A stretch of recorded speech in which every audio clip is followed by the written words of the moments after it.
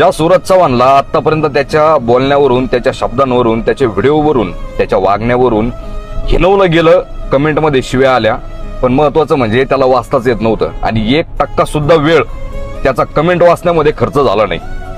आणि आज तो सूरज चव्हाण बिग बॉस मध्ये गेलाय, बिग बॉस गाजवतोय आणि आज प्रत्येक व्यक्ती त्याच्या समर्थनार्थ व्हिडिओ बनवतोय, त्याला सपोर्ट करतोय आणि केलाच पाहिजे। आपला मराठी माणूस आहे, मातीतून वर आलेला मराठी माणूस आहे। सांगण्याचा उद्देश हाच की जेव्हा वेळेचा फासा पलटतो ना, तेव्हा सगळं काही बदलतं। त्यामुळे कधीच कोणाच्या चालू परिस्थितीवरून त्याच्या भविष्याचा अंदाज लावायचा नसतो किंवा त्याला हिनवायचं नसतं, कारण वेळ इतकी ताकदवान आहे, ती वेळ कोळशाचा हिरा आणि हिऱ्याचा कोळसा कधी करल ना हे सांगता येत नाही।